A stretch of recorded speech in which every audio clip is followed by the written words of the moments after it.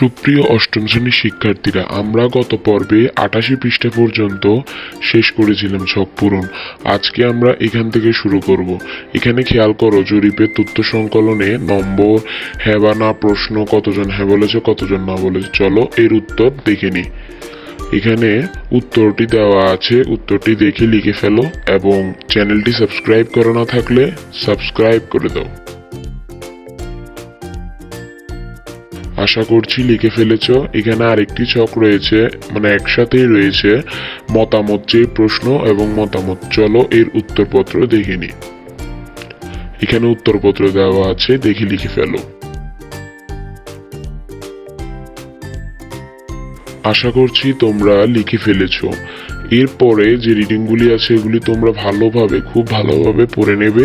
এরপরে আমরা সরাসরি আরেকটি ছকে চলে আসলাম। চলো এর উত্তরপত্র দেখে নিই।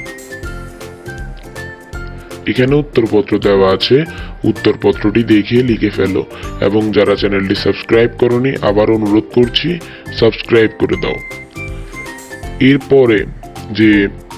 এরপরের পৃষ্ঠায় যে ছকটি রয়েছে, চলো এর উত্তরপত্র দেখে নিই। এখানে উত্তরপত্র দেওয়া আছে, উত্তরপত্রটি দেখে লিখে ফেলতে পারো। আবারও অনুরোধ করছি, যারা চ্যানেলটি সাবস্ক্রাইব করনি অবশ্যই সাবস্ক্রাইব করে পাশে থাকা বেল আইকনটি অন করে দাও।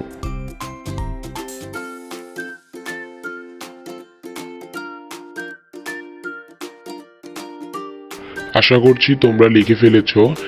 এরপরের যে মূল্যায়ন ছক 1, আমার অংশগ্রহণ ও পাঠ্যপুস্তকে করা কাজ।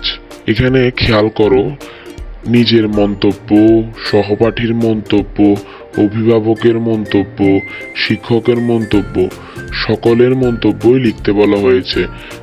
ঠিক আছে, তো এখানে বোঝানোর কিছুই নেই। আমি সরাসরি তোমাদেরকে উত্তরপত্রটি দেখিয়ে দিচ্ছি। তোমরা উত্তরপত্রটি দেখে সুন্দরভাবে লিখে ফেলো।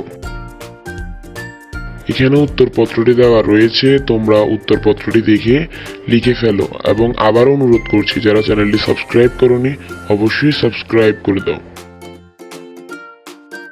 আশা করব লিখে ফেলেছো। এরপরের যে মূল্যায়ন ছক 2, চলো এর উত্তরপত্রটিও দেখে নিই। আশা করছি তোমরা লিখে ফেলেছো উত্তরপত্রটি দেখে। এরপরে অর্থাৎ আজকে আমরা 94 পৃষ্ঠা পর্যন্ত শেষ করেছি। আগামী পর্বে আমরা আত্মপ্রত্যয়ী হই যোগাযোগে, এই অধ্যায়টি যে রয়েছে, এই অধ্যায়টির যে ছকগুলি রয়েছে সেই ছকগুলি পূরণ করা শুরু করব। তো ততক্ষণ পর্যন্ত সকলে ভালো সুস্থ থাকবে। বিদায়।